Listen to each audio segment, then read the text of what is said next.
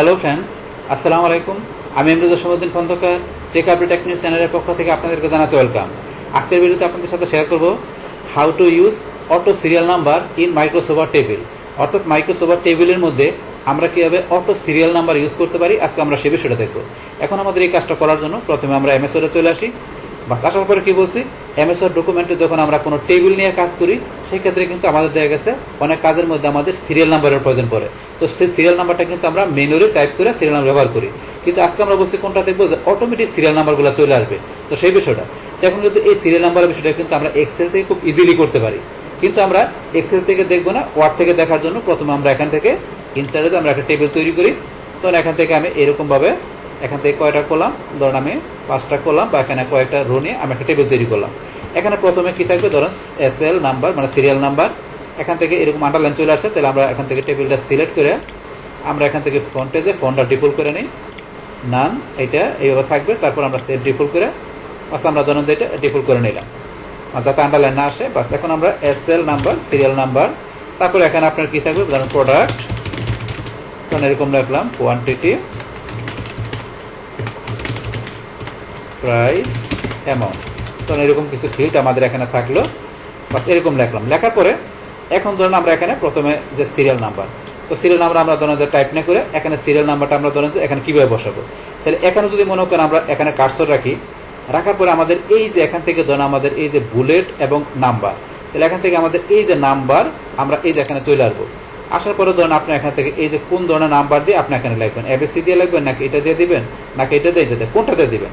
তাহলে আমি ধরুন এই যে এটা সিলেক্ট করলাম, এরকম চলে আসলো। আসার পরে এখন আমি এই যে এখানে যাই, প্রোডাক্টের নেম, আপনি প্রোডাক্টের নেম লিখবেন, কোয়ান্টিটি কত সেটা দিয়ে দেবেন, তারপরে প্রাইস, প্রাইসের জায়গায় প্রাইস, অ্যামাউন্টের জায়গায় অ্যামাউন্ট দেবেন।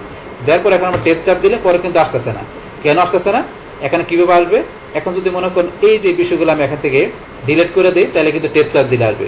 অথবা আমি বাকিগুলো নিয়ে আসার জন্য কী করতে পারি, এখান থেকে ধরুন এইভাবে টান দিয়ে আমি এটুকু সিলেক্ট করার পরে এখন আমরা এই যে এখানে চলে আসি। আসার পরে ধরুন আপনি কোনটা দেখাই দেবেন, সেটা যেটা দেখাই দেবেন এটা দিলাম, এটা চলে আসলো। অথবা আমাদের আগে যেটা ছিল এটা সিলেক্ট করে এটা নিয়ে আসলাম। বাস এখন এই কোটা নিয়ে আসার পরে এখন আপনি যদি এখানে লেখেন, ধরুন আমরা এখন লিখি, তো এগুলো লেখা শেষ হওয়ার পরে আপনি ধরুন এই যে এখান থেকে আমরা যদি আবার টেপ প্রেস করে এখানে আবার টেপ চাপ দিই, তার নিচে কিন্তু একটা আমাদের রো বাইরে গেল। বাড়ার পরে এখন আপনি আবার লিখতেছেন, আবার টেপ প্রেস করেন, চলে আসলো। অথবা আবার এখানে আপনি লিখতেছেন, টেপ চাপ দেন, এই যে এটা চলে আসতেছে। কিন্তু আপনি যতগুলো নেবেন এটা চলে আসতে পারবো, অটোমেটিক সিরিয়াল নাম্বার চলে আসতেছে। তো এইভাবে আপনার নিয়ে আপনার সিরিয়াল নাম্বার এভাবে নিয়ে আপনি ইচ্ছা করে টাইপ করতে পারেন। অথবা এখানে ধরেন আপনি যদি এইটা আপনার সিরিয়াল নাম্বারের বিষয়টা আপনি ইচ্ছা করলে কী করতে পারেন, আপনি এখানে ধরেন যে এই যে লেখাগুলো টাইপ করার পরে মানে আপনার product name, quantity, price, amount এগুলো সব টাইপ করার পরে লাস্টে ইচ্ছা করলে আপনি এখানে সিরিয়াল নাম্বারগুলো অটোমেটিক নিয়ে আসতে পারেন। অথবা আমি এখানে যেভাবে দেখার এও নিয়ে আসতে পারেন, অথবা বলছি আপনি এখানে লেখার পরে লাস্টে কীভাবে নিয়ে আসবেন। আমি এগুলো সবগুলো ধরেন এখান থেকে যে কী করে দিলাম, আমি নাম করে দিলাম।